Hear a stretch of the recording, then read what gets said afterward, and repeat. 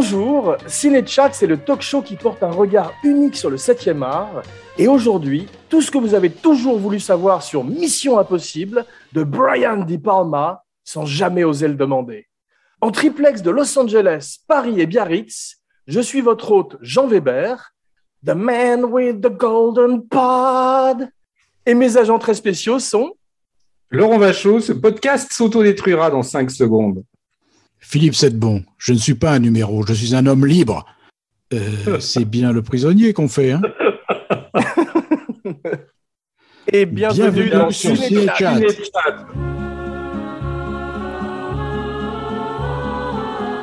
Ravi de vous retrouver, mes cinébuddies. Votre mission, si toutefois vous l'acceptez, consiste à revisiter le premier film de la franchise. Et sans plus tarder, comme le veut désormais la tradition, Philippe, qui est en fait Laurent avec un masque de latex sur le visage, met le feu à la mèche et nous parle des origines télévisuelles de la série dans un chapitre intitulé sobrement « Allumez le feu ». Que puis-je te dire ? Je peux te dire que cette série a été créée par Bruce Geller, qui était un grand producteur, scénariste, réalisateur de télé des années 50, qui était très estimé. Tout le monde l'appelait le mec brillant. Dès qu'on parle de lui, on dit il est brillant. C'était un mec brillant. Et donc, il avait... en plus. J'ai vu des photos, il ressemble à Clark Kent. Oui, c'est le sosie de Clark Kent avec les mêmes lunettes en plus. Incroyable. Et donc, il avait créé, enfin, il avait travaillé sur une série avec Sam Peckinpah qui s'appelait The Westerner, qui était extraordinaire. Et il avait relancé la série Rawhide avec Eastwood. OK. Et ensuite, il avait lancé la série Mission Impossible, qui s'appelait, si je me souviens bien, Briggs Squad, et qui était en fait inspiré de 2 films de Jules Dassin, qui étaient du Rififi chez les hommes et Top Capi, qui étaient en gros des histoires de cambriolage organisé par un type qui réunit des super professionnels, qui chacun a sa spécialité, etc. Donc, il était très fan de ces 2 films. Et il a réussi à les mixer pour en faire une espèce de série de guerre froide qui était censée donc être centrée autour du personnage du chef, du patron, qui était Briggs, et qui a été interprété par Stephen Hill dans la première série. Qui s'est fait virer, d'ailleurs. Hein ? Il s'est pas fait virer en réalité, il s'est viré lui-même puisqu'il était ultra religieux, orthodoxe, juif et qu'il s'en allait très tôt du tournage tous les jours et qu'ils ont plus supporté quoi. Ils se sont surtout séparés. le vendredi, c'était fini à 4h et il ne tournait pas le samedi voilà. Et ça posait un grand problème à la production. Et donc il a été remplacé dans la saison 2 par Peter Graves qui est resté jusqu'au bout et qui en plus maintenant synthétise complètement la série quoi. Cette haute silhouette avec les cheveux blancs, le visage complètement impassible, c'est vraiment le héros de la série, Mr. Phelps. Je suis même pas sûr d'avoir vu des épisodes avec Stephen Hill. Moi, je trouve. Il est très bien, moi je l'avais vu la première saison, il était vachement bien, complètement Monsieur Tout le Monde, tu vois, c'est l'inverse de Phelps qui est une espèce de robot. Lui était un mec assez petit, assez normal quoi. J'ai revu le pilote pour l'émission et il y a dedans Wally Cox qui fait partie de l'équipe. Ouais. Wally Cox qui était soi-disant l'amour de la vie de Marlon Brando. Ouais. Et c'est incroyable parce qu'on le voit en Marcel. C'est exactement le même scénario que Ocean 11, Océan 11, tu as vu ? Où il y a un type dans une valise qu'on laisse à l'intérieur d'une ambassade et il sort de la valise et c'est Wally Cox. Et on voit qu'il est en fait très très bien bâti. Tu vois, on comprend qu'il soit l'amour de Brando, c'est qu'il a la tête de Buck Henry et un corps d'athlète. Mais c'est vrai que dans les années 60, c'est la guerre froide et en pleine guerre froide, il y a 2 types de films d'espionnage ou plutôt de littérature d'espionnage qui sont d'un côté John le Carré, un espionnage plus réaliste, et de l'autre côté James Bond, The Name is Bond, James Bond et Ian Fleming. Alors, c'est la Bond Mania 1962, Dr. No. Et à la télévision, c'est pareil. En 1960, tu as Danger Man avec Patrick McGowan qui donne renaissance par la suite aux prisonniers qu'on va faire peut-être. Ah, tu vois. On y revient dans TV Chat. C'est une série que tu aimais bien, toi, Laurent, Le Prisonnier, je crois. Ah, j'adore, oui. Ouais. C'était pas terrible, le remake, non, avec Jim Caviezel? Écoute, moi je l'ai vu, c'est moins bien, hein, mais c'était pas honteux non plus. Hein. Simplement, il n'y avait pas les villages, ils n'avaient pas fait ça à Port Myron, le village du Pays de Galles, ils avaient fait ça dans le désert, je me souviens, c'était un choix un peu bizarre, mais ça, c'était pas complètement, je t'assure, c'est pas nul. Il y avait la boule sur la plage? Écoute, je me souviens plus, parce que j'ai vu ça il y a au moins 12 ou 13 ans, je crois pas qu'il y avait la boule. Non. J'aime regarder les boules qui roulent sur la plage, c'était une belle chanson ça. Et en Amérique, pareil. Tu as les Men from U.N.C.L.E., des agents très spéciaux, donc. J'aimais bien ça. Avec Robert Vaughn, l'ami. Mais qui était pastiche, ça c'était du pur pastiche, c'était comme Batman, quoi, c'était l'humour camp. Oui, c'est vrai, mais c'est quand même un peu plus sérieux. C'était pas non plus Max la menace. J'en ai revu, non, pas loin quand même. Hein. Ah ouais? Moi, j'ai pas le souvenir d'un truc aussi outrancier que Batman, quand même. Si, je t'assure. Enfin, peut-être pas la première saison. Il y avait une David première saison en noir et blanc qui se voulait un peu sérieuse, mais là, la suite, il y avait des gorilles dans des costumes qui s'attaquaient à nos héros et tout. Enfin, c'était complètement ridicule. Ouais. Et McCallum, il s'était fait voler sa femme par Charles Bronson. Jill Ireland, c'est ça. C'est ça. L'homme invisible. Mais il joue dans La Grande Évasion, McCallum, non? Ouais. C'est probablement avec Charles Bronson. C'est sur le plateau de La Grande Évasion. Que Bronson avait rencontré la femme de McCallum. C'est ça. D'accord. Il y a également les mêmes années 60, I Spy, vous savez, la série avec Bill Cosby. Ouais. Et les Avengers, qui étaient formidables, chapeau melon et bottes de cuir. Bruce Geller, c'est lui qui allume la mèche, tu as vu? Ouais. Ah bon? Ouais, au début de chaque épisode, et il est mort dans un accident. Ouais, c'était un grand pilote, et il est mort dans un accident, enfin pas si grand que ça, parce qu'il est mort dans un accident de Cessna, malheureusement, dans les collines de Santa Barbara, à l'âge de 47 ans. C'était un ami de William Goldman, le scénariste des Hommes du Président et de Butch Cassidy, Bruce Geller. Et en fait, William Goldman a écrit un draft de Mission Impossible 2 pour Tom Cruise, et qui n'a pas été tourné. Waouh! On va parler un peu des différents films de la série de Tom Cruise, bien sûr, très vite, mais je voudrais tirer d'abord un petit coup de chapeau à Lucille Ball, qui était dans l'air du temps un petit peu avec le film de Nicole Kidman et notre ami Javier Bardem. C'est grâce à elle qu'on a Star Trek et Mission Impossible, entre autres, grâce à Desilu Productions, qui était sa maison de production pour la télévision, et qui ont produit ces shows. Elle avait dit qu'elle n'avait rien compris au scénario. Elle a donné son accord pour le produire, mais elle a dit en réunion de production, faites ce que vous voulez, mais moi, j'ai rien compris. C'est drôle, mais c'est souvent comme ça qu'on a les meilleures séries, parce que les producteurs, justement, n'envoient pas trop de mémos et les laissent faire leur truc. Mais ce qui est drôle aussi, c'est qu'elle a produit Les Incorruptibles, que remakerait également Brian De Palma, formidablement. Alors, au début, tu as vu, c'est plus politique. Hein. C'est souvent dans des républiques bananières, même notre ami Martin Landau, qui est fantastique, mais souvent du brown face. Tu as vu, il a souvent du cirage sur le visage pour se faire passer pour un dictateur mexicain. Il ressemble à Paolo Gucci, il ressemble à Jared Leto dans le premier épisode, dans House of Gucci. Il n'y a pas que le maquillage, parce qu'il m'a toujours fait marrer dans Mission Impossible. J'en ai revu des épisodes des 2 premières saisons, disons. Et c'est qu'en fait, tout le monde parle la même langue. Ils vont dans tous les pays du monde. Ils se font passer pour des généraux, des machins, des dictateurs, tout ce que tu veux, mais tout le monde parle anglais. Comme l'agence touriste. Mais ils vont tout le temps... c'est drôle, ils vont tout le temps à Valverde, tu sais, cette république fictive dans Commando. C'est le côté un peu Tintin du truc, tu sais, il y a le général Alcazar un peu. Quoi. C'est ça, exactement. C'est vrai. Mais ça m'a frappé à quel point, et on retrouve ça dans le film de De Palma, c'était une ode à l'acting et à l'artificialité du cinéma en général, les effets spéciaux, parce que ces masques et ces mises en scène qu'ils font à chaque fois. Et on a même, c'est drôle parce que dans les épisodes, ce sont des gens connus. Tu as vu Barbara Bain, elle est une actrice très connue, mannequin. Lui est censé être un magicien, c'est le David Copperfield de l'époque. Peter Lupus, c'est le Schwarzenegger de l'époque aussi. Donc, ils prennent des agents secrets qui sont encore plus connus que James Bond, ce qui est étonnant. Et ce qui est drôle, c'est que Cinnamon, le rôle de Barbara Bain, c'était la femme de Martin Landau dans la vie. Et tu as vu, elle est elle se sert beaucoup de son physique pour l'émission, tu as vu?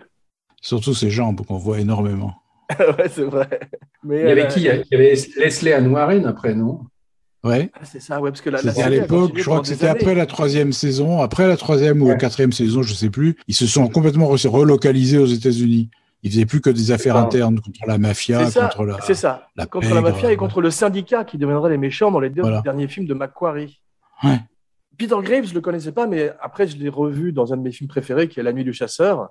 Il faisait le père des enfants. Il est formidable. Mais il est surtout connu pour ça et pour Airplane par la suite. Parce que tu aimes les films de gladiateurs. C'est ça.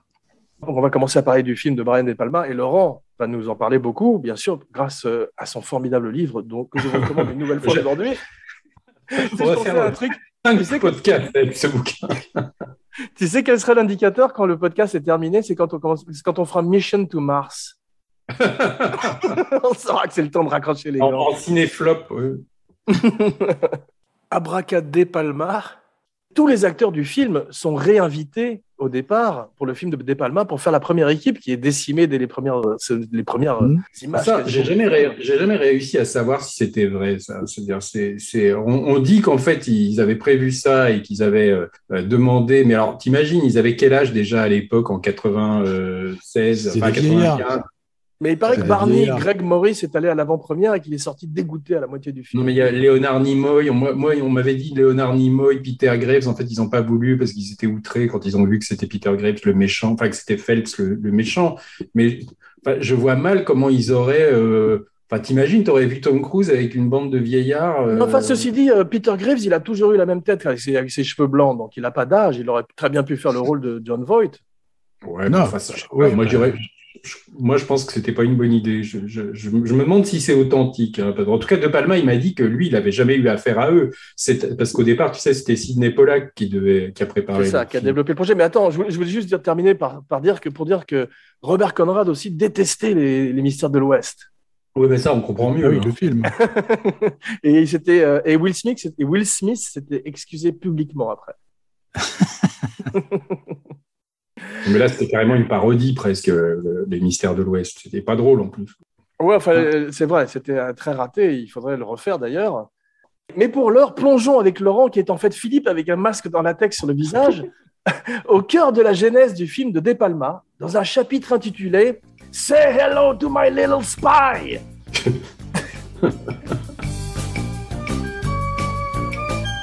Écoute, moi, en fait, j'ai bien connu en fait tous les développements et le tournage de ce film, parce que c'est avec Samuel, quand on a commencé à travailler sur ce bouquin, donc tu vois à quel point ça date pas d'hier.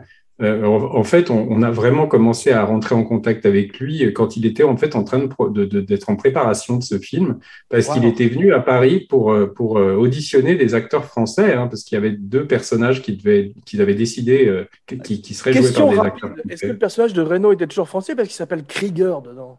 Je ne sais pas s'il était toujours français, mais en tout cas, il avait auditionné les 3/4 des acteurs français et des actrices françaises à l'époque. C'était un truc énorme. Tout le monde voulait venir. Il y a eu Marceau, Parillo. Enfin, elles sont toutes allées auditionner.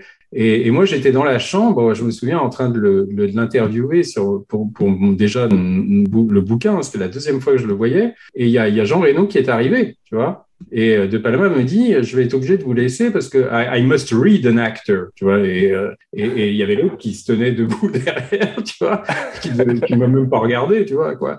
Et donc, moi, je suis sorti en me disant, c'est fini. Et il me dit, non, attendez, on continue après. Je me dis, putain, mais combien de temps ça va durer? Ça a duré même pas 10 minutes, tu vois. Et je me suis dit, Reno s'est planté lamentablement, tu vois. Et en fait, non, il m'a dit, non, je l'ai pris, il est très bien. Et alors, je lui dis, mais qu'est-ce qu'il doit faire? Il avait rien voulu me dire à l'époque parce que c'était un scénario top secret, tu vois. Ouais. Mais donc, j'ai assisté au casting de Jean Reno, ce qui était quand même assez drôle. marrant. Il est bien d'ailleurs dans le film Reno. Ouais, enfin, il n'a pas grand-chose à faire. Mais en fait, alors, ce qui est drôle, c'est que je lui dis, mais pourquoi vous avez pris Jean Reno? Alors, il me dit, on me dit qu'il avait beaucoup aimé Léon, tu vois. Ouais. Et il trouvait que The Big Blue, le grand bleu, c'était hysterical. Tu vois, c'est drôle. Mais il fait penser un peu à Léon dans le film. Quand dans cette équipe, tu as Marcellus Wallace et Léon. Tu as vu? Ingrams. Ouais. Et Ingrams, il l'avait déjà employé dans Outrage. Tu vois. Ah, c'est ça, voilà. Mais il est très bien aussi. Tom Cruise était fan du show. Est-ce que tu avais interviewé Tom Cruise, toi? J'avais oublié, Laurent. Non, je l'ai vu, mais je l'ai pas. Non, tu n'avais pas accès à Tom Cruise. Tu te rends pas compte de ce que c'était. Enfin, à l'époque, moi, quand j'allais voir De Palma, quand il était à Paris, je me souviens, il y a eu 2 hôtels. Il était une fois au Crillon et une fois au Ritz. Et il était déjà sous un nom d'emprunt. Il se faisait appeler Bruce Barton. C'était le nom de ses 2 frères, tu vois. Mais c'était pas marqué Brian. Quand tu disais, je voudrais la chambre de Monsieur Bruce Barton. Si tu disais Brian De Palma, il savait pas qui c'était, tu vois. Et t'avais Tom Cruise qui était à un autre étage, qui avait loué carrément un étage entier. Et à un moment, je me souviens, quand je l'interviewais, il y a le téléphone qui a sonné et ils se sont mis à parler. Et c'était Cruise qui l'appelait de sa chambre. Cruise, il est donc très fan de la série et pour lui, c'est son premier film comme producteur avec Paula Wagner. Et c'est son premier vrai rôle d'action parce qu'avant, tu avais eu Top Gun ou des films comme ça, mais là, c'est vraiment un rôle à la Bond. Il entre dans un genre différent de blockbuster tout d'un coup. Ouais, et puis je te dis, c'est un truc qui avait eu une genèse assez compliquée parce que ça faisait des années qu'ils étaient en train d'essayer de développer ça. Et il se trouve qu'il avait, en fait, ce qui s'est passé, c'est qu'il avait engagé donc Sidney Pollack, avec qui il avait fait La Firme. Alors, ce qui est marrant, c'est que dans La Firme, il y a Stephen Hill qui joue. Ah bon, il y a une scène avec Stephen Hill, entre Cruise et Stephen Hill, ce qui est quand même assez marrant, tu vois.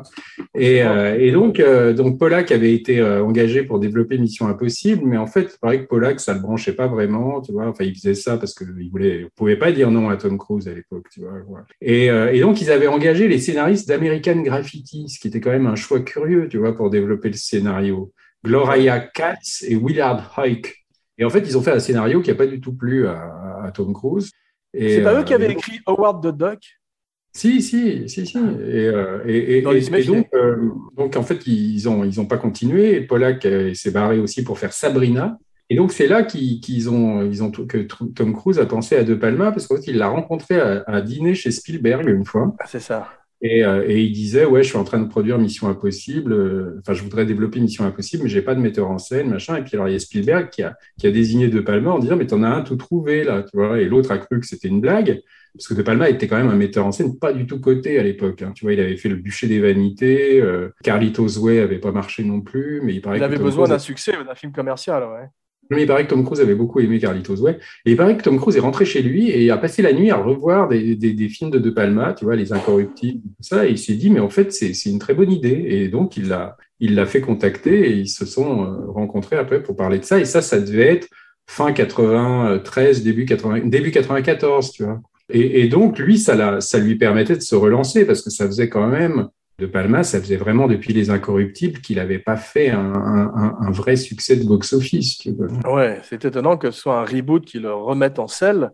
Ah oui, puis c'était un peu une série télé comme Les Incorruptibles, tu vois. Mais je pense qu'il a senti aussi que ça pouvait être un succès. Parce que moi, il m'avait dit qu'il n'avait jamais vu un épisode de la série, ce que je trouve quand même un peu bizarre, parce que c'est quand même une série archi connue. Et au départ, je ne pense pas que ça l'intéressait plus que ça. Et puis, en fait, Tom Cruise l'a laissé quand même... aller vers une direction, tu vois, qui était quand même franchement transgressive, quoi, qui était de faire de Jim Phelps le méchant, quoi, qui était quand même Justement, parlons un petit peu plus de Thomas Mapoter Cruise, le 4e du nom, dans un chapitre intitulé Ground Control to Major Tom. Né un 3 juillet, comme moi, il a 34 ans à l'époque du film. Il est né la même année que Dr. No et il a donc il a 4 ans au moment du premier Mission Impossible. Toi, tu es fan de Tom Cruise, toi. Toi, tu es plutôt fan de son côté scientologue, si je ne m'abuse, Philippe. Moi, je l'adore. Tu n'aimes pas l'acteur, mais tu aimes sa religion. Moi, j'aime tout chez lui. Sa taille, tout. Non, moi, j'aime bien. Je trouve que c'est un acteur j'aime moins maintenant. Ah, moi, je suis très fan. Je trouve qu'en ce moment, il est trop... il fait pas grand-chose. Mais il a quand même une filmo qui est assez exceptionnelle. Il a quand même tourné avec les plus grands... avec certains des plus grands réalisateurs. Toutes les stars de cet acabit peuvent pas en dire autant. Tu vois. Absolument. Non, il a 60 ans aujourd'hui. Il vient de terminer un 6e Mission Impossible et il prépare un 7e, je crois. Ouais, ils ont tourné les deux ensemble, je crois. C'est ça. Alors, on voit que la première partie de carrière, il est beaucoup dans le rôle d'un suiveur avec un mentor, que ce soit Paul Newman, que ce soit même Brian Brown dans Cocktail. Ouais, c'est ça, ce film improbable aussi. Et quand il parle de son père dans la vie, tu as vu, d'abord, il est né dans une famille extrêmement pauvre, Tom Cruise, et il parle d'un marchand de chaos et un bully et un lâche. Donc, c'est quelqu'un qui a abandonné ses enfants très tôt et il frappait ses enfants apparemment. Et Tom Cruise décide de devenir prêtre franciscain, à la manière de Scorsese. Il paraît, oui. En fait, on parlera un petit peu plus tard de la scientologie quand même, parce que c'est une partie importante de sa vie. Mais j'ai écouté un podcast et il paraît qu'en fait, quand tu arrives, il y a des gens qui étaient invités chez lui et tout d'un coup, il a organisé une énorme partie de cache-cache. Et il y a des invités qui étaient en talons aiguilles et qui ne voulaient pas jouer. Il les a forcés à jouer. Et il avait un côté enfant comme ça, et après, ils sont allés faire des cookies dans la cuisine. Et ça m'a fait penser un peu à Michael Jackson, si tu veux. C'est des gens qui... Il paraît que les stars, en fait, leur développement s'arrête à l'âge où ils sont devenus stars. Ah oui. Et Cruise est devenu une star très tôt, finalement, avec Risky Business. Il avait une 20aine d'années. Je peux te dire, moi, en tout cas, il était... moi, je l'ai jamais vraiment rencontré directement, mais dans ce que me disait De Palma, je voyais que ça se passait très mal entre eux, hein, parce que tu sentais quand même que que l'autre, il tenait ça, que c'était pas je pense pas qu'il soit si resté à un stade de développement adolescent. Il était quand même extrêmement branché pognon, extrêmement dirigiste. Alors, il a laissé De Palma faire des trucs, je te dis, son scénario, moi, je pense qu'il y en a plein qui l'auraient pas accepté, parce que c'était quand même un truc assez spécial où il pouvait se dire, est-ce qu'on va pas s'aliéner les fans de la série? Oui, mais en fait, les fans de la série étaient, il y en avait de moins en moins. Et surtout, le problème dont tu parles d'ailleurs dans ton livre et dont parle De Palma, c'est que la série télé, Philippe, c'était une équipe. Et le film, c'est tout d'un coup une star. Donc, c'est un vrai problème de scénario. Oui, puis je pense que il a su lui parler tout de suite en lui disant on va tuer tout le monde sauf toi. Donc, tu vois, le mec, il se dit ah ouais, super. Donc, du coup, il n'y a plus que moi. Donc, ça lui parlait. Ça parlait moins, je pense. Alors, s'ils ont vraiment contacté les vieux, ça ne devait pas leur plaire, tu vois. Mais il avait, oui, c'était une manière de vouloir tirer un trait sur la série, de tuer l'équipe originelle, tu vois. C'est ça, c'est toujours tuer le père. Tu disais une carrière exceptionnelle, c'est vrai. Il est Risky Business, c'est en 83, Top Gun en 86. Ensuite, il enchaîne par La couleur de l'argent, Rain Man en 88, donc d'énormes succès qui sont des films qui ont des gros succès à la fois critiques et publics. Ensuite, en 89, il fait Né un 4 juillet. Donc là, il change de registre, il part plus vers l'acting et il montre qu'il a envie d'être autre chose qu'un adolescent. Alors, ce qu'il y a, c'est qu'il y avait un mec, il y avait le fameux agent là, qui s'appelait Michael Ovitz, qui a beaucoup fait pour construire sa carrière. Et je pense que c'est lui qui lui a conseillé de tourner avec des grands metteurs en scène aussi. Parce que je pense qu'à la base, il n'était pas spécialement cultivé, Tom Cruise. Tu vois, je pense pas qu'il connaissait vraiment l'histoire du cinéma et tout. Mais c'est lui qui lui a dit il faudrait que tu tournes avec Stanley Kubrick, il faudrait que tu tournes avec Brian De Palma, avec Spielberg, qui étaient tous des gens que Michael Ovitz représentait aussi. Donc, il lui a construit quand même une carrière, comme quelqu'un comme Jean-Louis Olivier, par exemple, avait pu faire avec Depardieu, tu vois, en France aussi, qui lui a construit un petit peu comme ça en disant, parce que l'acteur connaît pas forcément les metteurs en scène, tu vois. Mais il me donnait l'impression quand même d'être quelqu'un de très cinéphile. Quand tu l'entends parler de Kubrick ou des films qu'il aime. Ah ben maintenant, mais quand il était plus jeune, je pense pas, non, tu vois, c'était un type qui était, franchement, qui avait pas vraiment d'éducation, je pense. Tu sais à quel âge il a commencé, il est parti pour Los Angeles, Philippe? Non. Devine. 16? 18, pas loin. Son premier film, c'est avec un Franco Zeffirelli, Un amour infini. Oui, il a une figuration dedans. Tu le vois 5 minutes. Je l'ai vu le film, il a un tout petit rôle, tout petit.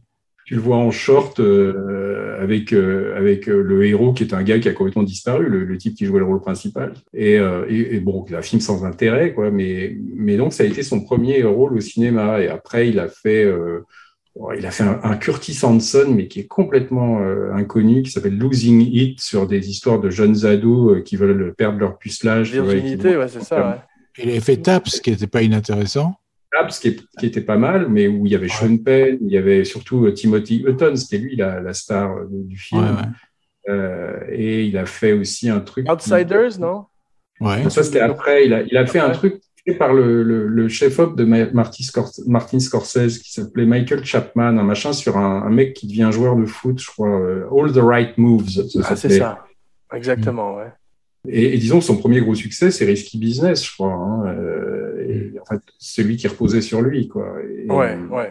Outsiders, tout ça, il y avait d'autres acteurs qui étaient plus connus que lui. Mais maintenant, c'est vrai que sa carrière est un peu en perte de vitesse et quand il fait pas des missions impossibles, il a du mal à rencontrer un public jeune aujourd'hui.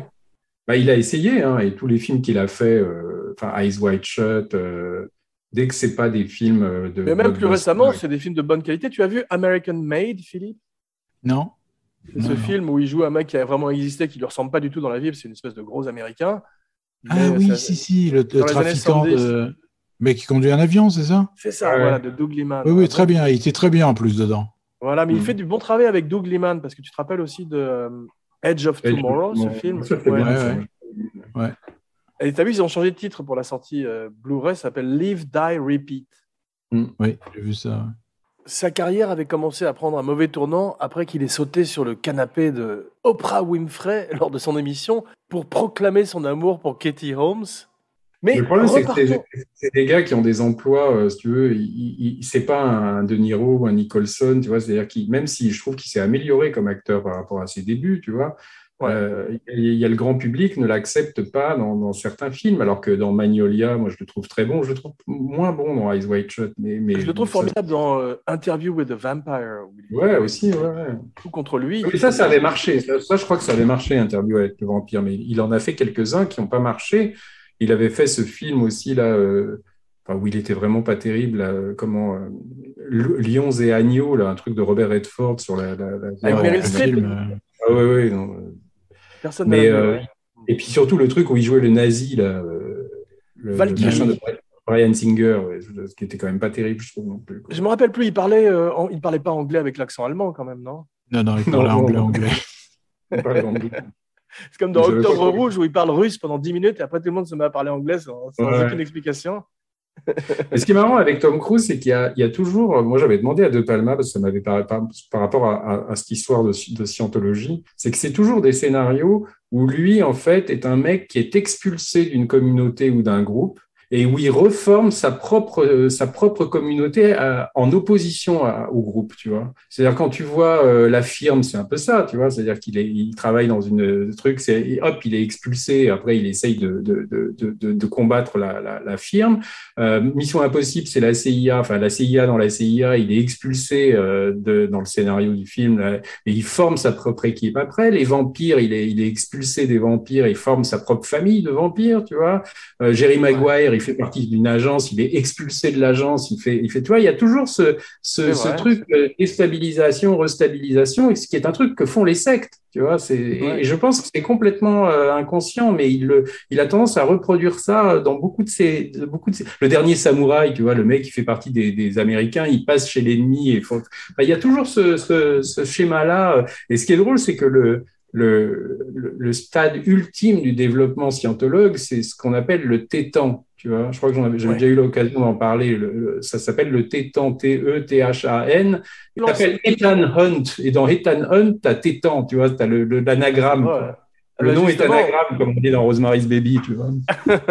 Bien vu. Justement, bienvenue dans ce nouveau chapitre intitulé Hail Xenu.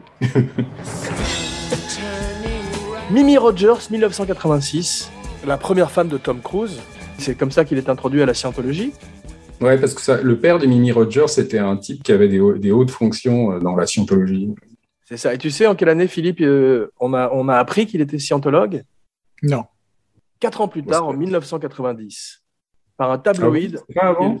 Non, c'est un tabloïd qui s'appelle le Star, je crois que c'est anglais, et qui a publié l'information. Il admet, lui, en 1992. Travolta était déjà dedans. Il me semble qu'il avait déjà fait des trucs, non sur. En tous les cas, lui, il l'a admis publiquement en 1992 dans une interview avec Barbara Walters. Ouais. Et il avait dit que ça l'avait aidé à surmonter sa dyslexie. Non, je t'assure qu'il y a un truc où moi, j'ai vu une interview de lui qui date de Risky Business à peu près. Tu dois avoir raison, parce que tu as souvent raison, j'ai remarqué. Il parle justement de ça, quoi, qu'il avait du mal à lire et que ça lui avait permis de mieux maîtriser la lecture. Ah, ça ne m'étonnerait pas. Puisque tu sais tout, j'ai une question à te poser. Où est Shelley Miscavige? Je crois que je sais pas où elle est. Explique à Philippe qui est Shelley Miscavige. Dis-moi. Donc, le grand gourou de la scientologie, depuis la mort de Ron Hubbard, c'est un type qui s'appelle David Miscavige, qui est une sorte de psychopathe, enfin, qui est complètement cinglé, paraît-il. Paraît-il, et l'amant de Tom Cruise, on va avoir un procès très vite parce qu'il est très procédurier, Tom Cruise. Mais Tom Cruise l'aime énormément parce qu'il a une tête de plus que lui. Il a une tête de plus que Miscavige.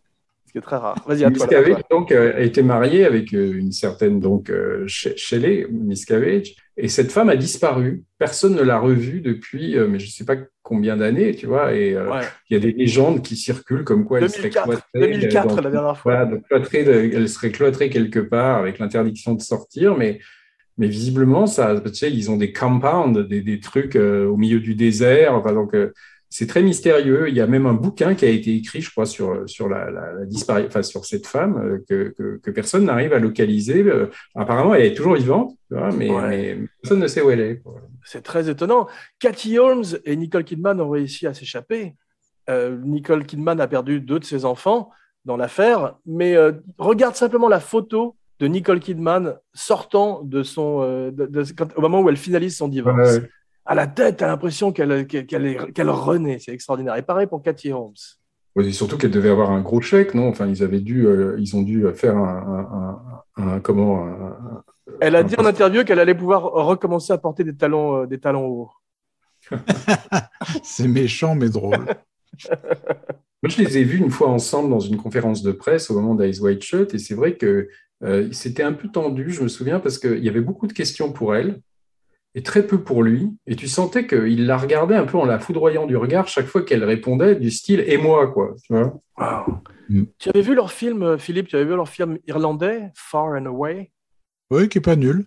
Il paraît que c'est pas mal, ouais. De Ron Howard, moi j'aime bien Ron Howard. C'est très bien filmé. Il y a un film de Ron Howard, dernière tangente, que j'aimais bien, qui s'appelle Missing, avec Tommy Lee Jones et Kate Blanchett. C'est presque un chef-d'œuvre. C'est presque un chef-d'œuvre. Excellent western, presque un chef-d'œuvre, effectivement. Avec Kate Blanchett aussi. Ouais, très très bon western, dont les gens qui est un peu passé. Enfin, Cruise et Kidman, moi ce que j'ai trouvé, c'est qu'ils ont fait trois films ensemble, et j'ai jamais trouvé, mais même dans le Kubrick, mais remarque, dans le Kubrick, c'est un peu le sujet du film, mais j'ai jamais trouvé qu'ils avaient une alchimie particulière. Non. Mais on va parler des problèmes de Cruise avec l'alchimie, avec ses partenaires féminines, un peu plus tard. Même, je trouve que Cruise l'éteignait, Kidman, parce que moi, je me souviens l'avoir découvert dans Calme Blanc, où elle était époustouflante dans Calme Blanc. Elle était une beauté, d'une précision dans son jeu et tout. Et dès qu'elle a commencé à tourner avec Cruise, je trouve qu'elle s'est complètement éteinte physiquement, dans le regard, dans le jeu.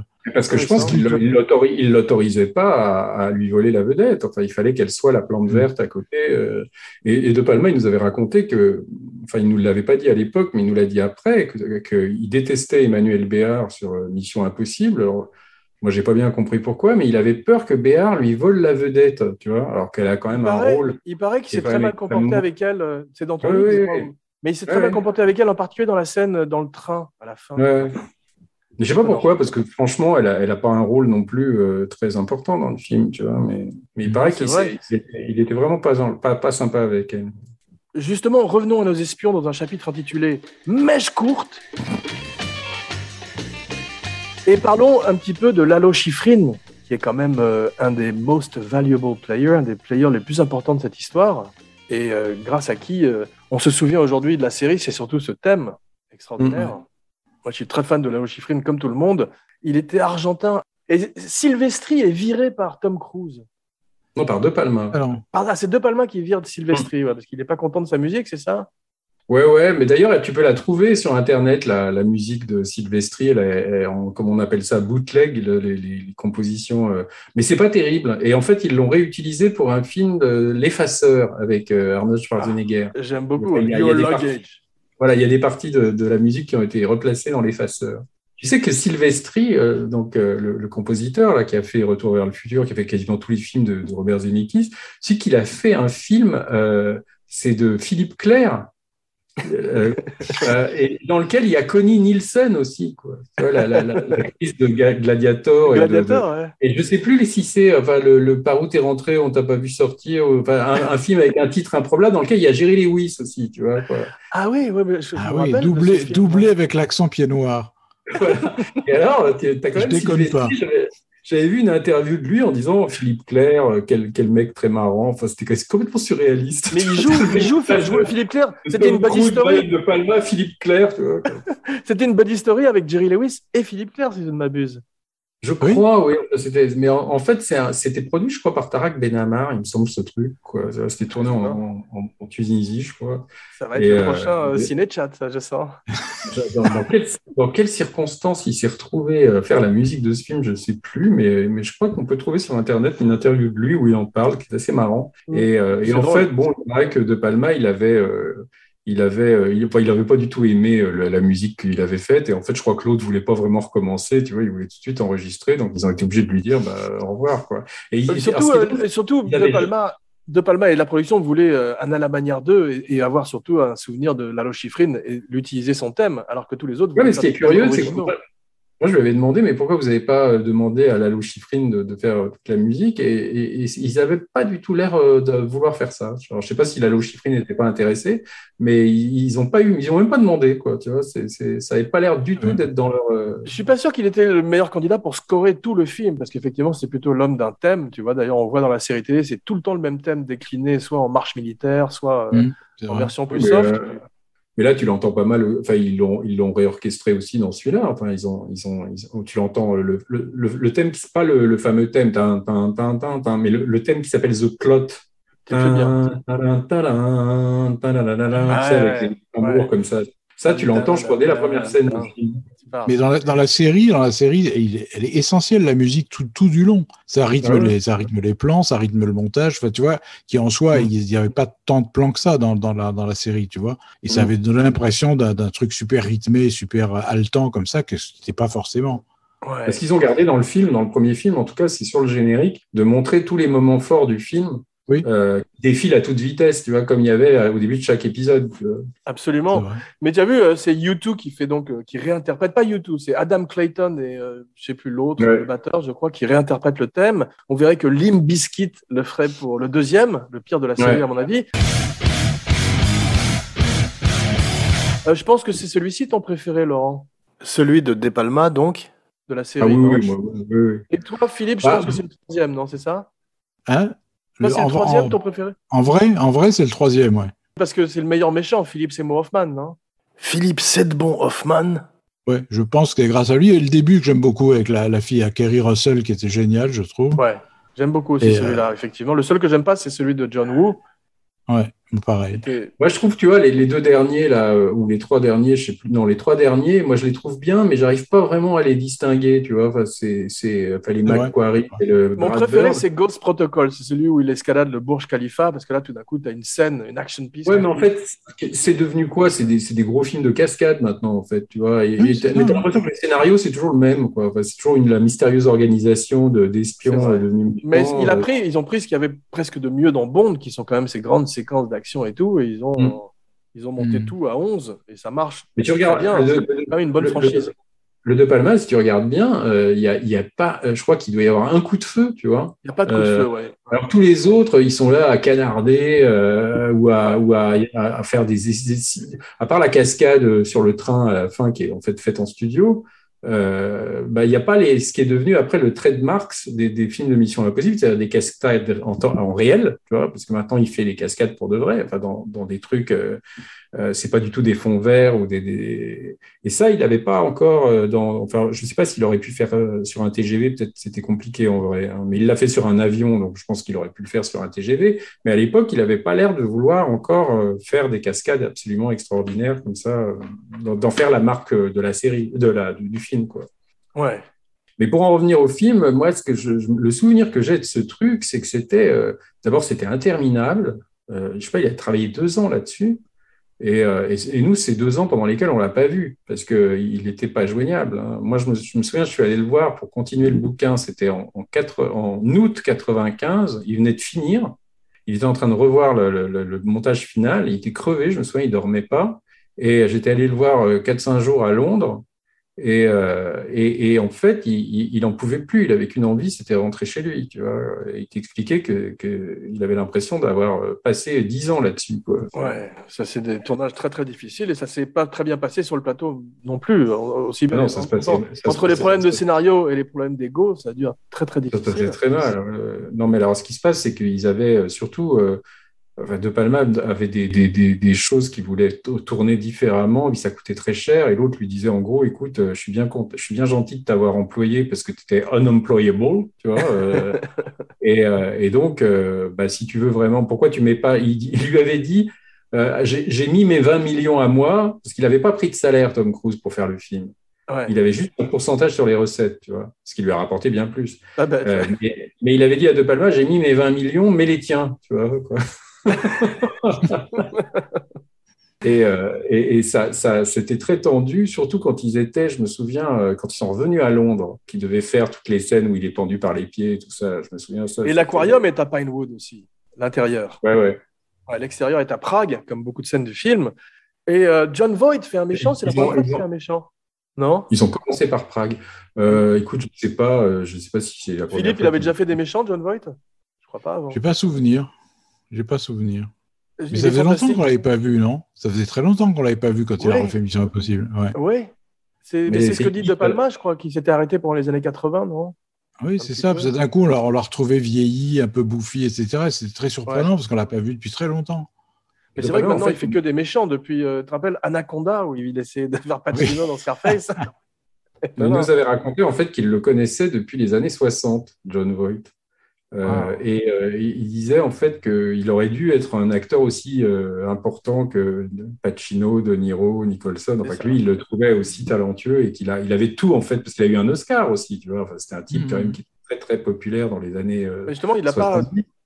Et qui après a bifurqué, je crois, après Le Champion, tu vois, qui était un film sur la boxe, qui avait encore de Zeffirelli d'ailleurs, qui avait marché, je crois, qui n'était pas terrible, mais qui avait marché. Il a un peu disparu après. Avec Ricky Schroeder. Ouais. C'est un film que Ryan O'Neal devait faire en fait avec son fils, tu vois, le champion, et qu'il a laissé tomber quand Zeffirelli n'a pas voulu prendre son fils, tu vois. Ok. Et une bonne idée de casting, c'est Vanessa Redgrave dans le rôle de Max, qui était écrit au départ pour un homme. Je trouve. Ouais. Elle est délectable dans le film. Ouais. Et elle annonce Judi Dench en M, Helen Mirren dans les Fast and Furious. C'est la première fois que tu as une grande actrice comme ça, shakespearienne anglaise, ou en tous les cas de l'école anglaise, qui joue une badass comme ça, et c'est très intéressant, je trouve. Alors, le principal reproche qu'on a fait à ce film, c'est que personne n'y comprenait rien, parce que le scénario était visiblement trop compliqué. Alors, écoute, moi, je sais pas, je l'ai vu tellement de fois que je suis plus tellement objectif, mais c'est encore une critique qu'on a faite, et je pense que c'est pour ça qu'ils sont allés vers un peu plus de simplicité après, même des fois trop, tu vois, quand tu vois le John Woo. Mais il y a des gens. Faut le faire celui-là quand même. Et notamment quand le personnage de Vanessa Redgrave, je sais qu'il y a plein de gens qui comprenaient même pas qui elle était, tu vois, et qu'est-ce qu'elle venait faire dans l'histoire. Ouais, c'est le dernier bon film de Palma. Il y a encore des bonnes choses dans Snake Eyes, mais je pense que c'est son dernier vrai bon film. Oui, c'est son dernier très gros succès. Enfin, c'est son dernier succès, même tout court. Hein. Donc ça date quand même d'un moment déjà. Mais bon, ça lui a permis de faire Snake Eyes, ça lui a permis de faire plein de films qui ont pas marché après, tu vois, parce qu'il est resté quand même sur l'acquis de Mission Impossible, quand même après quand il est venu en Europe et tout, il avait quand même encore le prestige et de Carlitos Way quand même. Carlitos Way n'avait pas marché, mais avait quand même un prestige énorme sur le plan critique, sur le plan de prestige. Et puis même. Scarface l'a emmené très loin aussi, parce que même si ça a eu un accueil mitigé, il paraît que tous les acteurs venaient après le voir et imiter Pacino. Tom Cruise, il paraît que Tom Cruise faisait des imitations de Tony Montana sur le tournage. Say hello to my little friend. C'est un peu curieux, quoi. Mais de toute façon, il t'expliquait que Scarface avait été un tournage épouvantable. Il te dit en gros que dès qu'il fait un gros film, c'est toujours ça se passe très mal, en gros. Ouais. Donc, c'est pour ça aussi qu'après, il a plus voulu vraiment faire ces trucs-là parce que c'était toujours très compliqué pour lui. Mais moi, je trouve en même temps que De Palma, c'est un type comme plein de réalisateurs, hein, comme Polanski aussi. C'est-à-dire, si tu leur mets un chèque en blanc avec un producteur qui est trop coulant, Enfin, les mecs, après, ils s'enferment dans des trucs un petit peu. Enfin, ils font des films, des fois, un peu trop, tu vois, pour Happy Few. Moi, je trouve que ce genre de metteur en scène, quand ils sont avec un producteur à forte personnalité, et que souvent, c'est des accouchements dans la douleur, ça fait souvent des films intéressants, tu vois. Je suis d'accord avec toi, absolument. Et c'est comme Polanski avec Bob Evans ou avec des producteurs très, très, comme ça, très dirigistes hein, aussi. Alors, ça se passe pas bien sur le tournage, souvent, hein, mais le résultat est là. C'est vrai. On voit passer Emilio Estevez au début du film dans l'équipe, la première équipe. C'était un pote de Tom Cruise à l'époque, en tous les cas, puisqu'il avait fait Young Guns, où Tom Cruise faisait également un caméo en 88. Il se faisait tuer, tu te rappelles ? Parce que je crois qu'à un moment, ils ont hébergé Tom Cruise, Martin Sheen et tout ça. Enfin, quand il était jeune, il a habité chez eux pendant un moment, quoi, quand il était tout jeune au début, quand il est arrivé à Hollywood. Quoi. Brian De Palma n'a pas l'air d'avoir une haute estime de Robert Towne en tant que scénariste. Ah non. Il dit que c'est surtout un script De Palma, il faut voir, c'est quand même pas un gars facile. Mais bon, en même temps, il est assez juste parce qu'il te dit aussi vraiment des fois les erreurs qu'il a faites. Enfin, c'est pas toujours un gars qui te dit qu'il est irréprochable et qu'il avait raison sur tout. Hein, mais Robert Towne, je pense surtout que c'était un type qui lui foutait des bâtons dans les roues et que lui, il est chez le cul de Tom Cruise pour devenir ce qu'est devenu McQuarrie aujourd'hui, c'est-à-dire ce qu'on appelle le go-to guy, tu vois. C'est ça, c'est à chaque fois, c'est son type qui retouche ses scénarios à chaque fois. Voilà, et donc pour Robert Towne, je pense que c'était une source de revenus non négligeable. Et donc, en fait, il a critiqué beaucoup le scénario que De Palma avait fait écrire par David Koepp et le gars Steven Zaillian qui avait fait la liste de Schindler, tu vois. C'est ça. Et l'autre, en fait, était pour. Enfin, il en parle, hein, c'était surtout sur le dénouement du film que Tarn voulait, en fait, que ça se résolve juste par des discussions dans la soute à bagages. Tu vois, il voulait pas du tout de la poursuite avec l'hélicoptère, qu'on peut trouver un peu too much, tu vois. Enfin, moi, je suis pas forcément On va en fan parler de. un peu, ouais, Je suis pas également, mais forcément. C'est pas forcément ce que je préfère dans le film, tu vois, ça n'a mais. pas très bien vieilli. Les effets spéciaux, on est à 2 ans des débuts du CGI, en tous les cas, les balbutiements du CGI avec Jurassic Park. Et c'est vrai que tu as des moments où tu as l'impression de jouer à une PlayStation 2, tu vois, même pas 3 ou 4. Ouais, c'est vrai. Toute cette séquence de Langley est filmée comme un vaisseau de 2001, tu as vu? Ah bah oui, bah c'est le décorateur de la Guerre des Étoiles qui avait fait le Star C'est beau, Wars, qui d'ailleurs. avait fait la chambre forte. Il y a 4-5 modules quand même dans ce film qui sont spectaculaires et qui font un film à l'arrivée. Mais ce qui est rigolo, c'est qu'il faut voir comment ça a été conçu, parce qu'avec Samuel, nous, on a quand même assisté au truc en direct, c'est-à-dire qu'on voyait, la première fois qu'on l'a rencontré, il nous expliquait que le scénario était en réécriture, et en gros, la seule chose qu'il savait qui ne bougerait pas, c'était les 3 grosses scènes d'action, si tu veux. Donc Ouais. en fait, il a passé quasiment presque 1 an à storyboarder ces 3 grosses scènes, c'est-à-dire l'élimination de l'équipe au début, là, enfin tout ce qui est à Prague au début, là, quand le mec se fait tuer dans l'ascenseur, enfin tout Très film d'horreur, on va en parler John aussi. Voight sur le pont et tout ça.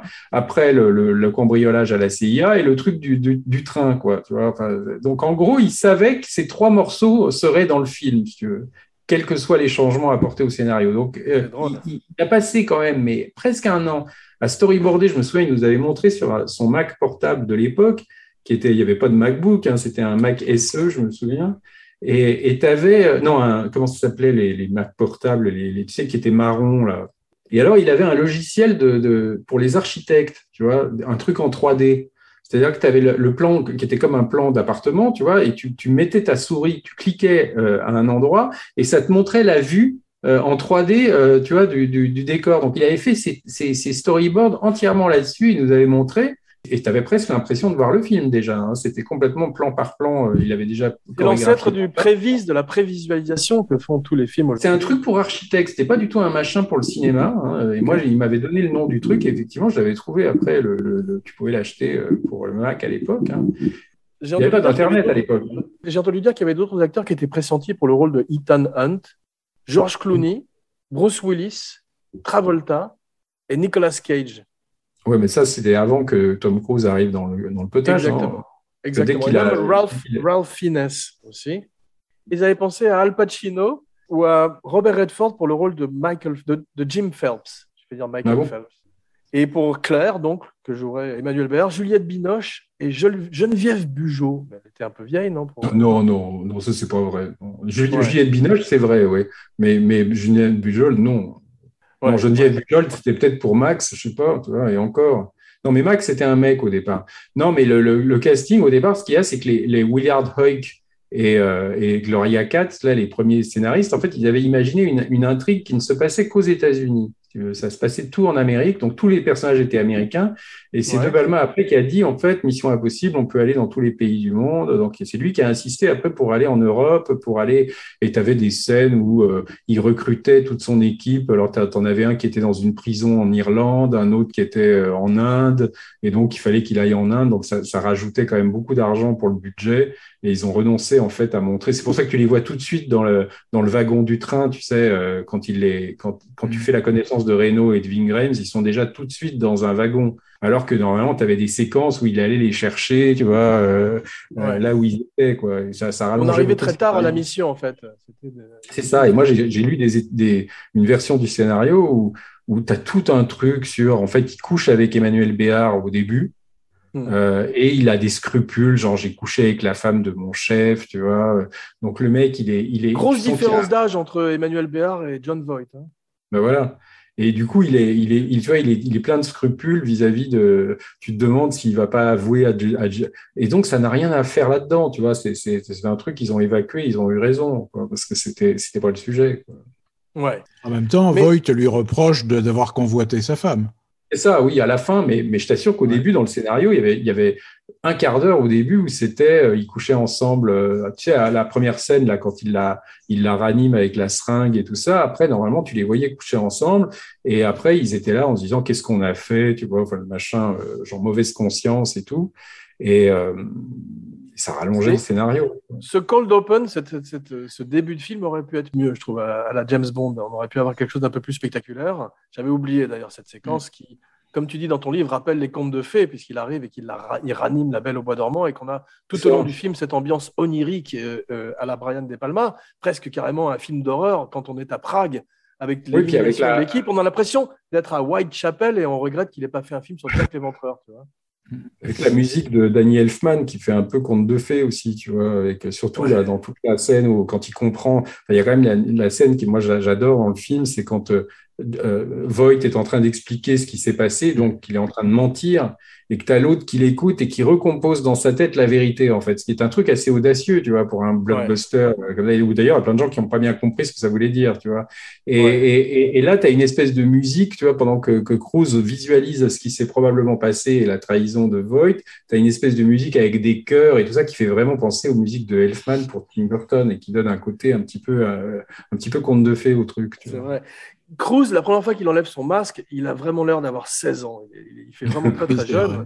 Et quand on voit tous ces jeunes avec Phelps, on a plus l'impression d'être dans un sitcom avec un vieux qui prend des jeunes sous son aile que dans Mission Impossible. Tu as vu, c'est pas tout à fait la même dynamique quand même. Quel âge a Voight, Philippe, à ton avis, à l'époque? 55. 58. Ah ouais.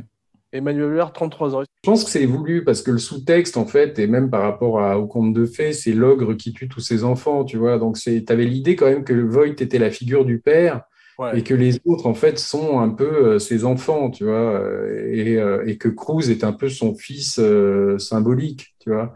Et je pense que De Palma s'est vraiment engouffré là-dedans, lui, parce que vu tous ces films avec des parricides, et même lui, les problèmes qu'il avait avec son père, tu vois, qui suivait quand il était jeune parce que il voulait le prendre la main dans le sac avec sa maîtresse. Donc, tu as ce lien. Enfin, il a nourri quand même un petit peu, même si ça reste quand même des personnages assez schématiques, assez... c'est quand même pas un film, si tu veux, où il y a une caractérisation. C'est pas un film de personnage, Mission Impossible, tu vois. C'est quand même un film quand même extrêmement... Non, c'est vrai. Mais disons que ce qu'il y a de personnel à De Palma là-dedans, c'est la trahison du père, si tu veux. C'est l'idée du père qui se comporte mal et qui se retourne contre sa famille. Ça, c'est un machin qui faisait... Et c'est lui qui l'a amené, ça. C'est vraiment... C'est le truc qu'il travaille, tu vois. Et ce que Macquarie et tous les autres, tu vois, ils ont pas ces questionnements-là... Et lui, il avait vraiment l'idée de tuer la série. Il voulait commettre l'impensable. J'avais lu une critique à l'époque d'Emmanuel Béard qui n'était pas gentille. C'était une critique américaine qui avait dit qu'elle était outstaged by her lips. C'est-à-dire que ses lèvres lui volaient la vedette. Mais c'est vrai qu'elle n'a rien à foutre, malheureusement, comme la plupart des autres acteurs autour de Tom Cruise. Ils ne sont pas très, très bien servis, sauf Henry Czerny, qui fait le méchant, enfin, qui fait qui est formidable, je trouve, avec notamment cette extraordinaire scène des aquariums, où De Palma précise que c'est des poissons en plastique à la fin, t'as vu? Comme Richard Donner sur La Malédiction. Rob Bottin, le grand Rob Bottin, un de mes techniciens des effets spéciaux préférés, fait les masques avec l'aide du morphing, donc il en est un petit peu à ses débuts à l'époque, comme on va le voir dans la scène du train à la fin. John Voight est habillé comme Michael Douglas dans Wall Street, t'as vu, il a les bretelles, il a le look Gordon Gekko, très en vogue à l'époque. Et ils ont pas. Brian De Palma, on sent qu'il n'aime pas beaucoup Emmanuel Béard parce qu'il l'habille comme une secrétaire un petit peu average pendant toute la première partie du film. Ce qui est bizarre, c'est que non, il l'aimait beaucoup. Hein, c'est lui qui l'a choisi. Lui qui l'a imposé. Alors, ce qui est assez curieux, c'est trouvé qu'il l'a filmé très bien par rapport à Michel Pfeiffer. De Palma il était assez copain avec Régis Varnier, le réalisateur français.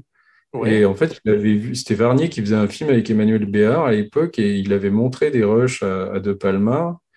Parce que je ne crois pas que De Palma la connaissait plus que ça, je ne crois même pas du tout. Et c'est en la voyant dans le film de Varnier qu'il a voulu la rencontrer. Alors, je sais pas, je pense qu'elle devait elle a dû lui taper dans l'œil, mais il la filme un peu comme une bimbo. Je suis d'accord que le rôle n'est pas très intéressant. Et il dit lui-même que ça s'est pas bien passé, effectivement, au niveau de l'alchimie entre Cruise et elle sur le plateau. Quoi.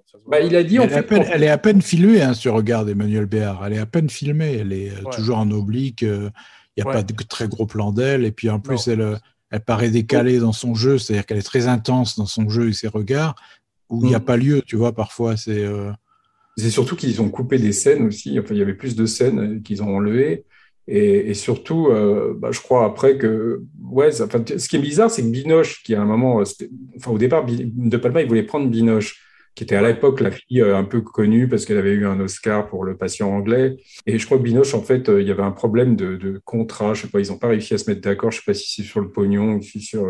Et en fait, tu te dis que ça aurait sûrement été très différent parce que Binoche aurait sûrement pas joué ça dans le côté bimbo, lèvres en avant. Mais je suis pas sûr que le film aurait été. Enfin, je pense pas que le rôle aurait été beaucoup réécrit pour Binoche. Hein, je pense pas, quoi. Il y a un rôle dans l'émission Impossible qui est très ingrat et très difficile probablement à faire, qui est le rôle du hacker. Tu sais, c'est Barney, c'est Greg Morris dans la série. Là, c'est Ving Rhames, transfuge de Pulp Fiction 2 ans auparavant. C'est toujours ce personnage qui est tout seul dans le noir avec son ordinateur et qui participe jamais à la mission véritablement, mais simplement en souterrain. Vu le nombre invraisemblable de plans de téléchargement qu'il y a dans ce film. Ah oui, exactement, avec des vieux ordinateurs très gros, très lourds. T'as vu? Ouais.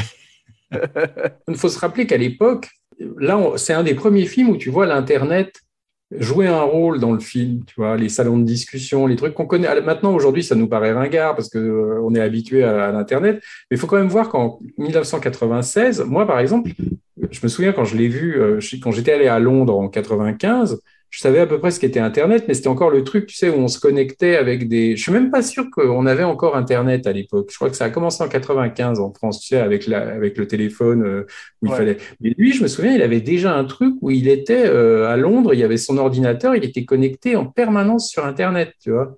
Ouais. Et donc, en fait, ce personnage que tu vois dans le film où tu vois Cruise qui est toujours en train de chercher, ça, c'est vraiment De Palma chez lui, si tu veux. Le mec, il passait sa vie sur Internet. C'est drôle, mais c'est très difficile de rendre intéressant et sexy, entre guillemets, un hacker. Ils ont essayé dans un film qui s'appelle Swordfish, Opération Swordfish, tu te rappelles, où Hugh Jackman buvait du vin rouge et hackait un ordinateur de façon sexy. Et c'était une des scènes les plus ridicules qui soit. Ouais. Ali Berry avait touché $100 000 pour montrer ses seins. Un bonus. Et les a mérités. Il valait largement 50 000 chacun. Je me souviens, tu vois, que les emails, à l'époque, c'était encore un truc qu'on connaissait pas bien, tu vois, parce que moi, je me souviens quand je faisais mon bouquin avec lui, il me dit à un moment, c'est quoi ton email? Et moi, je savais pas de quoi il parlait, tu vois, parce qu'on n'était plus qu'à ce point-là, c'est-à-dire on savait pas ce que c'était qu'un email en 94, 95. Et tu sais, dans le film, tu vois à un moment quand il rédige un email, je crois que c'est la première fois que dans un film, j'ai vu quelqu'un rédiger un email, tu vois, et tu vois là, il y a un petit visuel avec une enveloppe qui s'en va, comme ça, c'est un truc qu'on ne voit jamais, normalement, tu vois, avec ça qu'ils avaient créé pour le film. Et je crois que c'est la première fois qu'on voit un email, que je voyais un email au cinéma. Mais dans les années 90 et au début des années 2000, c'est drôle de voir comment le cinéma américain traite l'Internet, parce qu'il quand même. Ça date de quand You've Got Mail avec Meg Ryan? Moi, je crois que c'est après. Hein. Bonne question, effectivement. Ouais. C'est pas 2000 ou un truc comme ça? Je sais pas. C'est possible. Les masques, j'ai trouvé, sont à peine mieux faits qu'à l'époque de Martin Landau, à l'époque de la série. Oui. Surtout dans la première scène. Ce qui était génial dans la série, c'est que tu avais... soit il y avait des masques, soit Landau avait des masques atroces, tu sais, où on voyait les rajouts, la poudre par-dessus, etc. Soit il se penchait, il mettait le masque et c'était l'autre acteur. Tu vois, et là, c'était génial, ça. J'adore ça. Mais Tom Cruise joue bien avec le maquillage. Quand il joue le rôle de ce sénateur au début, on se rend compte qu'il est bon avec du latex, parce qu'il le faisait bien aussi quand il est dans les stats ou quand il est dans le rôle de Grossman, tu sais, cette espèce de producteur immonde dans ce film. Tropic Thunder. Tropic Thunder, voilà. Donc, il est très bon avec le latex, alors que Nicholson n'est pas bon avec du latex. En Joker, il est handicapé par le maquillage, et dans Wolf, il n'est pas terrible non plus. De Palma, il nous avait dit le contraire, je me souviens. Il nous avait dit que Cruise était incapable de bien jouer avec un maquillage. Quoi. Ah, c'est drôle. Ah, et que c'était notamment le problème qu'il y avait dans la première scène quand il interroge le mec. Et tu sais, il a un masque un peu grossier dans la première scène, là, quand il interroge le gars, là, quand on voit Béard qui est coupé et tout ça. Et alors, il paraît que ils ont tourné ça, mais pendant je ne sais pas combien de jours, parce qu'il n'arrivait pas à jouer avec le masque. Et alors, après, il m'avait expliqué, il me dit, tu vois, là, tu as vu ce film là, qui s'appelle Vanilla Sky? Et il me dit, il a un masque, il est nul, tu vois. Il avait pas assez déformé dans Vanilla Sky, et il disait, il est incapable de jouer quand c'est pas son visage. Bon, je crois qu'il était un peu dur, parce que je ne trouve pas qu'il soit spécialement nul non plus. Non. Mais visiblement, ça avait posé beaucoup de problèmes, ces trucs de masques. Et c'était Rob Bottin, je crois, qui était obligé de recommencer les masques jusqu'à plus soif, et au bout d'un moment, le mec, il n'en pouvait plus, tu vois. C'était genre, là, je m'arrête là, quoi. Je crois que c'est souvent une question de claustrophobie, tu sais, les histoires de latex, de masques, etc. Les acteurs supportent pas. À bout d'une heure, ils veulent l'arracher, ils supportent plus rien. Et c'est ce qui est arrivé à... que Tom Cruise est un mec très préoccupé par son apparence, tout ça. Et alors, le masque lui donnait une gueule un peu. On voyait que c'était du plastique. Tu sais, il avait peur d'être ridicule, tu vois. Donc, c'était.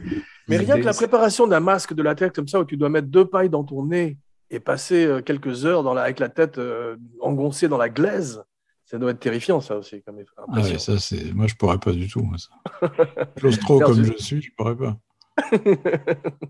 Edward G. Robinson avait renoncé à la planète des singes à cause de ça. Il devait jouer Zaius.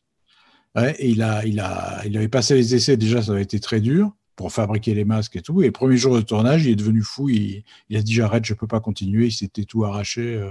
Ah waouh, ça m'étonne pas. Nicholson a une réaction allergique à la colle sur le Joker. La colle qu'ils utilisaient pour le masque aussi. Gary Oldman ne pouvait pas supporter son maquillage de vieillard, bien sûr, dans Dracula.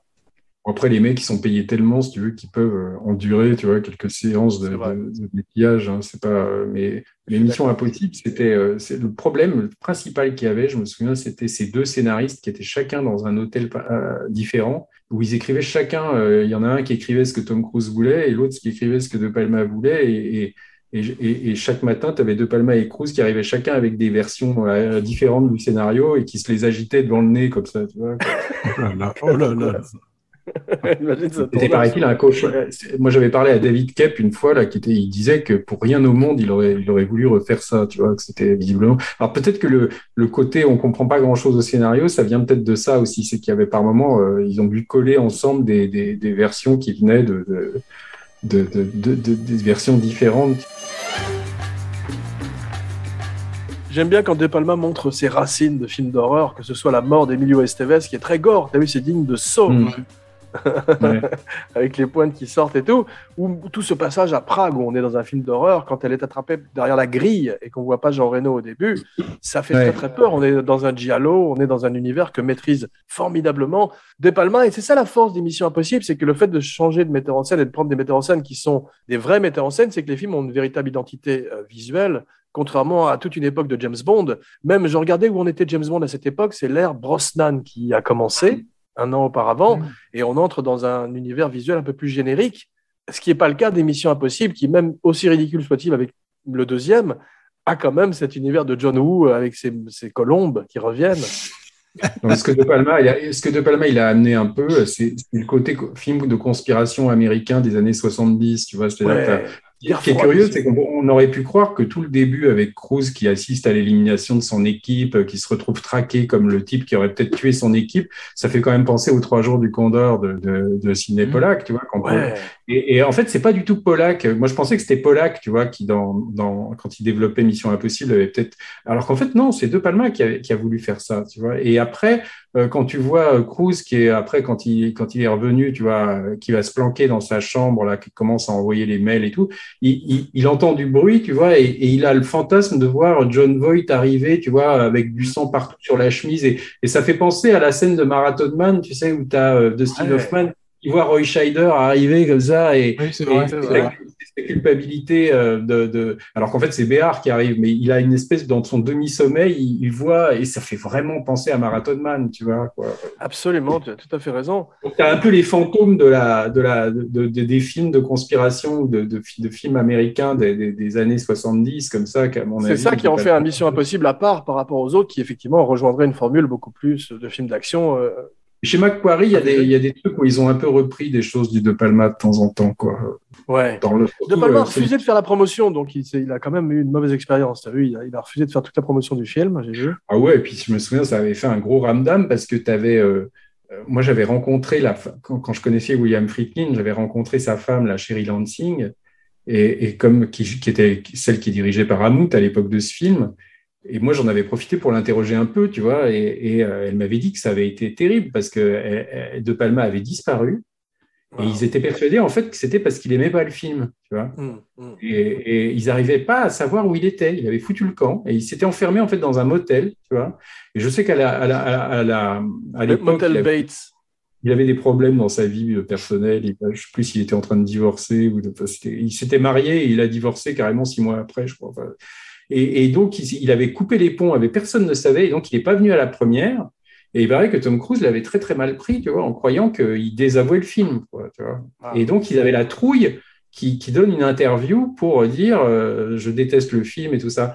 Et quand ils ont appris qu'on faisait un bouquin d'interview avec De Palma, parce qu'on a été obligé de le prévenir pour avoir des droits sur les photos, ils nous ont envoyé des mecs, enfin par courrier, hein, des avocats de son cabinet, là, qui ont demandé à ce qu'on envoie le chapitre où il parlait de Mission Impossible, tu vois, avant de nous donner l'autorisation, pour pouvoir lire ce qu'il disait.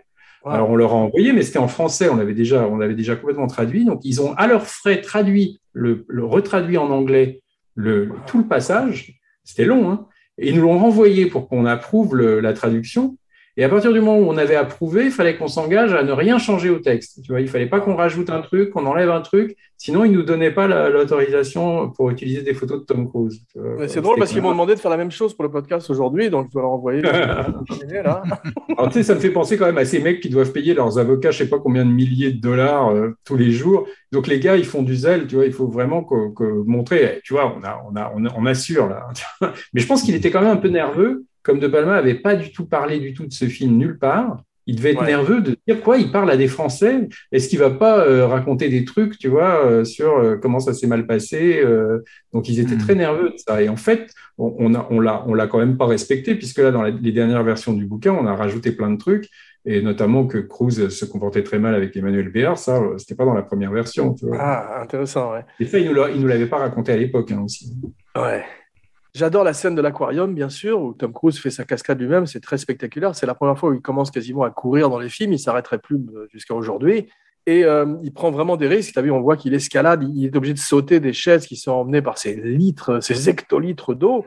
Et il y a un truc qui est formidable, c'est qu'au début, il y a une scène qui est devenue un peu cliché depuis. C'est l'espion qui observe chacun des membres de l'équipe et qui arrive à voir chacun des personnages du restaurant qui étaient présents précédemment grâce à son extraordinaire sens de l'observation, un truc qui vient des Sherlock Holmes, bien sûr. Mais je ne sais pas si vous vous rappelez, dans un des Triple X de Xander Cage, avec Vin Diesel, il avait ce même pouvoir, Vin Diesel. Il était comme ça sur une place de village, avec Tony Collette, qui jouait le rôle de son M, et il lui disait « À gauche, là-bas, le type avec un sandwich, il a mis du ketchup. Personne ne mange du ketchup dans ce village. » Et à chaque fois, et c'était la même version de la scène avec Vin. La scène dans le restaurant, là, quand il est avec Kittredge, là, et qu'il repère justement tous les mecs qu'il avait vus. En fait, c'est souvent une scène que tu vois dans des films de Palma. C'est-à-dire un type qui est dans un décor et il est le seul à voir quelque chose que personne ne remarque. Tu vois, quoi. Ouais. On le voit dans pas mal de ses films, ça, dans Dress to Kill, dans Blowout. Blowout, qui est aussi un film parano des années 70. Voilà. Donc ça, c'est un truc qu'il aime bien faire, tu vois, où c'est sur le sur le regard, sur un peu le voyeurisme comme ça. Ça, je pense que c'est une scène qu'il a dû inventer lui-même. Le coup de l'aquarium qui explose, en fait, je sais qu'il avait été impressionné, je me souviens. Il m'en a parlé des années après, mais je pense que c'est moi qui ai fait la relation avec Mission Impossible. Il ne me l'a pas dit comme ça, mais il avait été très impressionné par la séquence de fusillade de l'année du dragon de Cimino. Il y a des aquariums qui explosent à la fin. Si tu veux. Et il se trouve en fait que Cimino avait voulu battre De Palma à son propre jeu de Scarface, tu vois, quand il y avait la fusillade dans le Babylon Club, tu vois. Donc il avait voulu, comme c'était Oliver Stone qui écrivait les deux scénarios, il avait voulu faire mieux que la fusillade de Scarface, tu vois. Et ce qui est rigolo, c'est qu'après, en voyant l'année du dragon, De Palma inconsciemment, je pense, a repris l'idée des aquariums dans Mission Impossible, quoi. Vous avez vu que l'adjoint de Tcherny, de Kittredge, ressemble un peu à Peter Graves. Je ne sais pas si c'est fait exprès. L'adjoint. C'est un mélange de Peter Graves et de Leslie Nielsen. Ah oui, mais lui, tu sais qui c'est ? Lui, c'est un vrai marine, en fait, ce gars-là. C'est Dale Dye, il s'appelle. Il était dans Outrage, c'est ça ? C'est lui qui forme les soldats sur les films aussi. Il joue dans Outrage et c'est lui qui avait filmé les soldats pour Platoon et c'est ça qui l'a lancé un petit peu dans le métier du cinéma, tu vois. C'est lui, Dale Dye, ok. Ouais. Intéressant. Tu l'as vu, je pense, dans peut-être surtout des films d'Oliver Stone, je pense, et puis et Mission Impossible. Et je pense que dans Mission Impossible, il y avait une nana aussi, il m'avait raconté, qui était une vraie espionne, qui avait formé Emmanuel Béard, mais enfin, je ne sais pas vraiment à quoi, parce que qu'est-ce que tu vas voir faire Emmanuel Béard comme vraiment truc d'espionne dans le film, tu vois pas grand-chose. Et Reno, c'est un peu, il joue le rôle de Peter Lupus, le culturiste, mais en beaucoup moins bien bâti. Et plus méchant. Ouais. Et plus méchant, effectivement, puisqu'il s'avère être un traître comme tout le monde. Spoiler alerte.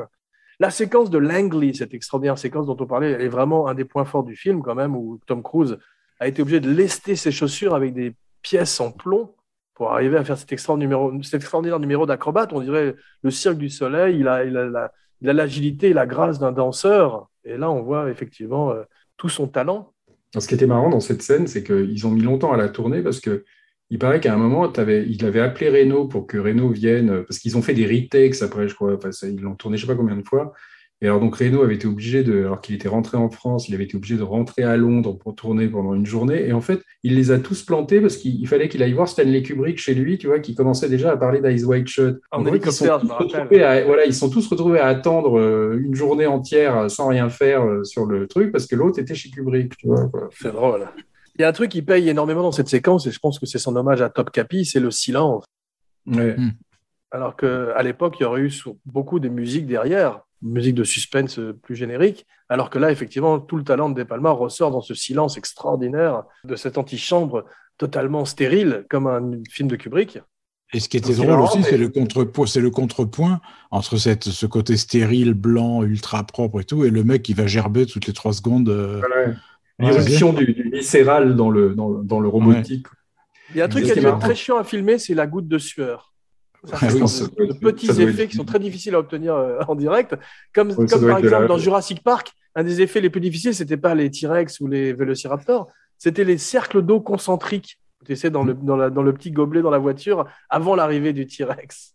Mais là, je pense que la goutte de sueur, c'est un truc fait par image de synthèse, non? Ça doit pas être une. Pas sûr, à mon avis, c'est très digital quand même un peu encore. Mais c'est très découpé, hein. C'est très découpé la scène. Très découpé, mais c'est bien fait. Ça. Ouais. Très Hitchcockien. Ouais.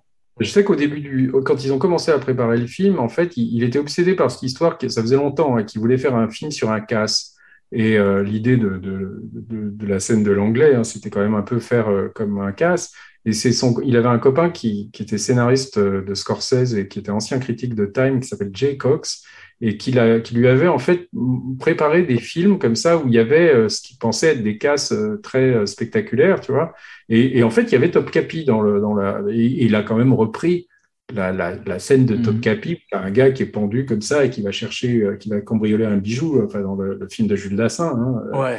Et c'est quand même, ce qui est marrant, c'est que c'était la scène qui avait donné à Bruce Geller, enfin le film qui avait donné à Bruce Geller l'idée de Mission Impossible, et que c'est ce film-là qui est réutilisé dans le film cinéma après, tu vois. Quoi.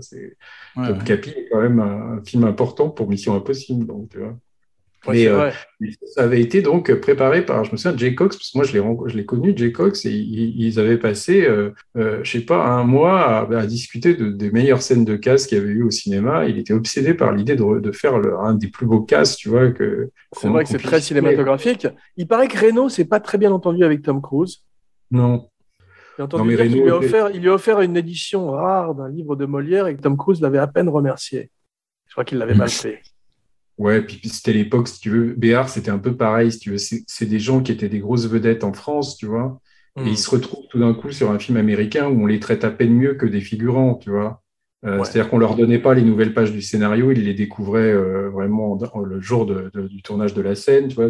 Donc ils étaient traités, ils aimaient pas être traités un petit peu comme on les considérait pas spécialement comme des grosses vedettes, tu vois. Et ça, leur ego, je pense, en a pris un coup, quoi. Emmanuelle Béard, elle a pratiquement, je suis pas sûr qu'elle ait refait un film américain après Mission Impossible, tu vois. Quoi. Ils se sont rendus compte que c'était pas là-dedans qu'ils s'épanouissaient le mieux, tu vois. Donc, et Reno, il a fait quelques films américains, mais c'est franchement, quand tu regardes les films qu'il a fait, c'est quoi, Da Vinci Code, des trucs il fait des caricatures, quoi, enfin des flics ou des. La Panthère Rose, il joue Kato dans La Panthère Rose.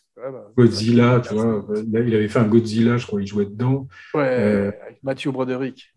Mais ils étaient quand même traités comme des acteurs de deuxième catégorie, tu vois. Et ça, je pense qu'ils n'appréciaient pas du tout, quoi. Ouais. Et Reno devait se dire que l'autre qui lui arrivait sous le bras, tu vois, aussi, ça devait l'agacer. Mais on a parlé un peu de cette séquence justement du train où Reno essaye d'attaquer Cruise avec des pales d'hélicoptère. T'as vu, il se sert de ces pales d'hélicoptère comme d'une arme, ce qui est quand même très dangereux pour lui aussi. Et la séquence a beaucoup vieilli, comme on l'a vu. Tom Cruise fait venir des ventilateurs spéciaux parce qu'il veut véritablement avoir le visage déformé comme dans une centrifugeuse. Je vous rappelle, il y avait un Roger Moore qui était très mauvais, un Bond, où il avait le visage déformé comme ça dans une centrifugeuse également. Moonraker, voilà, exactement. Mais c'est vrai qu'on n'est pas loin de cet univers-là. mais il a pris des vrais risques. De Palma dit qu'il a failli véritablement se blesser. Et que, ils ont tout fait sur fond vert. Hein. Mais je me souviens que pour notre bouquin, on avait trouvé des très belles photos du tournage de la scène du train en studio avec le fond vert, machin. Enfin, tu voyais tout avec les ventilateurs et tout. Et c'est les seules photos que Tom Cruise a refusé. Il n'a pas voulu nous donner l'autorisation, je pense, parce qu'il devait peut-être préférer que les gens préfèrent croire qu'il l'avait fait pour de vrai, je sais pas, tu vois. Mais ouais. Enfin, il n'aimait pas les photos où on le voyait en petit aussi, tu vois, sur une photo. Il fallait que ce soit à chaque fois, il fallait pas qu'on le voit avec plus de 2 personnes sur la photo, ou il fallait pas qu'on le voit en petit, tu vois. Wow. Bien, mes cinébuddies, mission accomplie. Merci pour ce voyage au pays des faux semblants et des jeux de miroirs. On se retrouve bientôt pour une surprise. En attendant, n'oubliez pas de liker, de partager, de commenter partout où on écoute des podcasts, plus une bonne critique et 5 étoiles sur iTunes. Et n'oubliez pas de souscrire à la chaîne Abracadapod sur YouTube avec les fantastiques vidéos de Romain Lénoff. Voici venue l'heure de dire vos noms et vos catchphrases.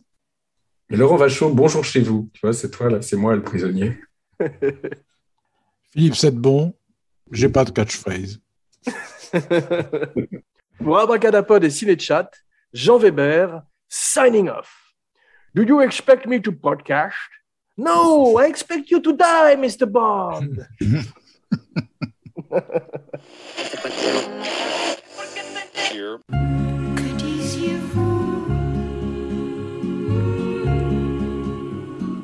Et bienvenue dans Cinéchat.